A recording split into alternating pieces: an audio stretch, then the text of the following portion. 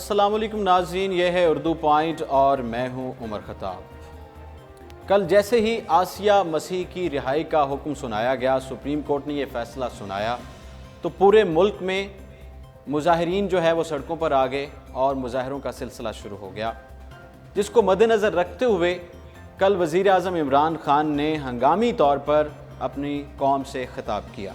اس کے بعد آج صبح حکومت نے یہ بیان دیا کہ اپوزیشن ہمارے پیچھے کھڑی ہے اور ہم مذاکرات کرنے جا رہے ہیں، آپریشن نہیں کریں گے، آپریشن کی بجائے مذاکرات کا سلسلہ شروع کریں گے، کمیٹی بنائی جائے گی اور جو مظاہرین ہیں ان سے مذاکرات کیے جائیں گے۔ اور بالآخر اسلام آباد میں یہ سلسلہ شروع ہوا اور مظاہرین اور حکومت کے درمیان مذاکرات طے پا گئے، جس میں مظاہرین نے یہ مطالبہ کیا تھا کہ آسیہ مسیح کا نام ECL لسٹ میں ڈالا جائے، جس پر انہوں نے دھرنا جو ہے وہ ختم کرنے کا اعلان کر دیا اور حکومت نے بھی یقین دہانی کرائی کہ اس کا نام جو ہے ECL لسٹ میں شامل کیا جائے گا۔ اس پہ فیاض الحسن چوہان وزیر اطلاعات پنجاب جو ہیں انہوں نے بھی بیان دیا کہ نظر ثانی جو پٹیشن ہے وہ بھی دائر کر دی گئی ہے، اور اس کے علاوہ جو تعلیمی ادارے ہیں اس پر وزیر تعلیم نے بیان دیا کہ کل سے جس طرح یہ مظاہروں کا سلسلہ جاری تھا تو اس پر جو تمام دفاتر تھے، تمام تعلیمی ادارے تھے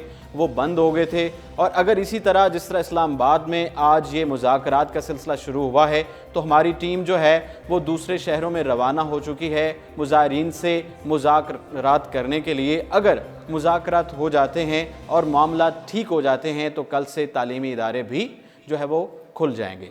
آج صبح وزیر اعلیٰ پنجاب عثمان بزدار کی زیر صدارت اسی حوالے سے اجلاس ہوا۔ لاہور سمیت پنجاب بھر میں امن و امان کی صورتحال کا جائزہ لیا گیا۔ وزیر اعلیٰ پنجاب کی زیر صدارت اجلاس میں لاہور سمیت پنجاب بھر میں امن و امان کی صورتحال کا جائزہ لیا گیا۔ اجلاس کے دوران وزیر اعلیٰ پنجاب سردار عثمان بزدار نے کہا کہ شہریوں کے جان و مال کا تحفظ ریاست کی اولین ذمہ داری ہے اور ریاست یہ ذمہ داری اپنا فرض سمجھ کر ادا کرے گی۔ انہوں نے کہا کہ روزمرہ کے معمولات میں خلل ڈالنے کی اجازت نہیں دی جا سکتی ہے۔ کاروبار زندگی کو رواں رکھنے کے لیے ہر ممکن اقدامات کیے جائیں گے۔ ٹریفک کی بندش سے شہریوں کو درپیش مشکلات کا اندازہ ہے۔ وزیر اعلیٰ پنجاب نے ہدایت کی کہ ٹریفک کے لیے متبادل روٹس کی تشہیر کی جائے تاکہ شہریوں کو پیش آنے والی مشکلات کم ہو سکیں۔ انہوں نے مزید کہا کہ قانون کی عملداری کو ہر صورت یقینی بنایا جائے گا۔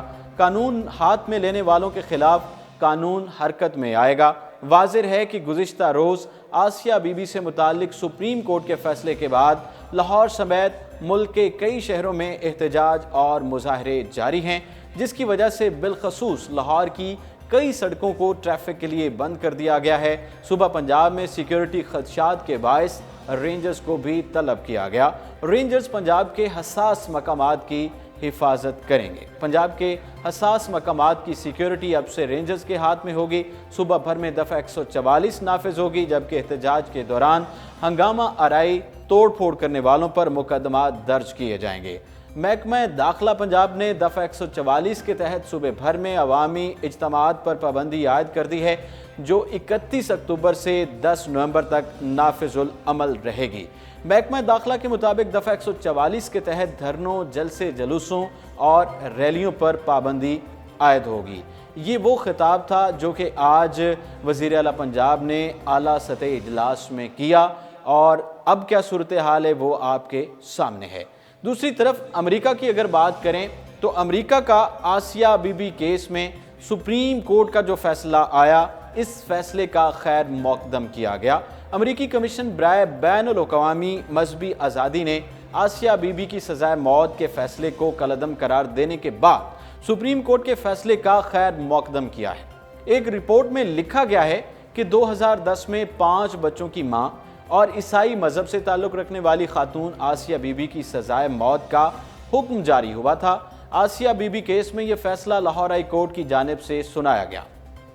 آسیہ بی بی نے اپنی سزا کے خلاف سپریم کورٹ سے رجوع کیا۔ پاکستان کے 2 حکمران اہلکار، جن میں کابینہ کے ایک رکن شہباز بھٹی اور پنجاب کے گورنر سلمان تاثیر 2011 میں قتل ہوئے تھے۔ USCIRF کے چیئرمین نے کہا ہے کہ آسیہ بی بی کا کیس ظاہر کرتا ہے کہ توہین رسالت کے قوانین کو اقلیتی کمیونٹی کو نشانہ بنانے کے لیے بھی استعمال किया जा सकता है।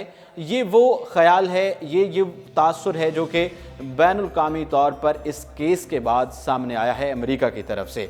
ख्याल रहे कि 22 दिसंबर 2017 को अमेरिकी सेक्रेटरी ऑफ स्टेट की जानिब से पाकिस्तान को मजहबी आज़ादी की खिलाफ वर्जियों में शामिल होने या बर्दाश्त करने से मुताल्लिक़ ख़ुसूसी वाच लिस्ट में शामिल किया था। इसके अलावा इस इक़दाम के हवाले से मीडिया में बयानात गर्दिश कर रहे थे कि रवां साल इंतज़ामिया पाकिस्तान को ख़ास तशवीशनाक मुल्क करार दे सकती है और इस पर नई पाबंदियों का इतलाक भी हो सकता है, लेकिन पाकिस्तान रवां साल भी इसमें शामिल होने से महफूज रहा है।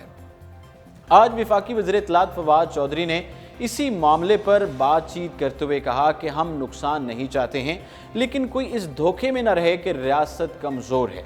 हम चाहते हैं कि तशद्दुद की ज़रूरत ना पड़े, मुज़ाहिरीन को एक रास्ता देना चाहते हैं।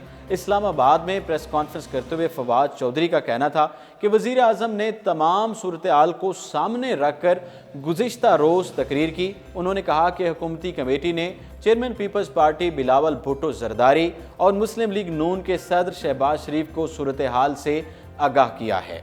उन्होंने कहा कि अपोजिशन को मुकम्मल ताउन का यकीन दिलाया है और जो भी स्ट्रेटजी बनेगी उस पर अपोजिशन से मुशावरत की जाएगी। जो भी सूरत हाल होगी अपोजिशन से हम उसका जिक्र करेंगे। अपोजिशन ने भी मुकम्मल ताउन का यकीन दिलाया है। उनका कहना था कि अपोजिशन ने इन मामलात पर 2 फोकल पर्सन तैनात किए हैं। हमारी कोशिश होगी कि पूरे पाकिस्तान की सियासी कुव्वतों को साथ लेकर चलें। वफाकी वज़ीर इत्तलात ने कहा कि हम एक रियासत हैं, कैसे हो सकता है कि कुछ लोग उठकर फैसला कर दें कि ये बात मानेंगे या ये बात नहीं मानेंगे। उन्होंने कहा कि वज़ीर आज़म ने रात की तकरीर में हुकूमत का नहीं रियासत का मौक़िफ़ सामने रखा है। अपोजिशन और रियासती इदारे हुकूमती मौक़िफ़ के पीछे खड़े हैं। फवाद चौधरी ने मज़ीद कहा कि जो लोग रियासत की रिट को इस तरह चैलेंज करेंगे, जो बगावत के ज़ुमरे में आता है, उन्हें उसका हिसाब देना होगा। उनका कहना था कि कानूनी रास्ते सबके लिए खुले हैं, लेकिन हम पाकिस्तान को बनाना रिपब्लिक नहीं बनने देंगे। अगर वो थोड़े से भी अक्लमंद हैं तो उनके लिए इशारा काफ़ी है, उनको समझ जाना चाहिए। अगर बात करें वज़ीर मुमलिकत बराए दाखिला शहरयार अफरीदी की, तो उन्होंने मुज़ाहिरीन के ख़िलाफ़ फ़ोर्स इस्तेमाल ना करने का ऐलान किया। कौमी असम्बली में इज़हार ख्याल करते हुए शहरयार अफरीदी का कहना था कि किसी को किसी से सर्टिफिकेट लेने की ज़रूरत नहीं है, कोई किसी को डिक्टेट नहीं कर सकता है। पाकिस्तान में मौजूदा तमाम लोगों का तहफ़्फ़ुज़ करना रियासत की अव्वलीन ज़िम्मेदारी है। शहरयार अफरीदी का कहना था कि अदालती फ़ैसले के बाद पैदा होने वाली सूरत हाल पर मुकम्मल नज़र है। हम मुज़ाकरात के ज़रिए मामले को हल करने की कोशिशों में हैं और बहुत जल्द आवाम को खुशखबरी मिलेगी। सूबाई अथॉरिटी से भी राब्ते में हूँ, उन पर कोई ताकत का इस्तेमाल नहीं होगा। ताहम नए पाकिस्तान में मज़हब के नाम का कोई सहारा नहीं ले सकता। किसी को सियासी मकासद इस्तेमाल नहीं करने देंगे। ऐसा किसी ने सोचा तो रियासत अपनी रिट कायम करेगी। इक़्तिदार की फ़िक्र नहीं, इक़्तिदार आने जाने वाली चीज़ है। दूसरी जानिब वज़ीर दिफा परवेज़ खटक ने मीडिया से बात करते हुए कहा कि सब मुत्तफ़िक हैं, मिलकर इस मसले का हल निकालना है। मुज़ाहिरीन के ख़िलाफ़ कोई फ़ोर्स इस्तेमाल नहीं करेंगे। नाज़रीन, ये था आज का प्रोग्राम और इसके साथ ही उमर ख़ताब को इजाज़त दीजिए और देखते रहिए उर्दू पॉइंट।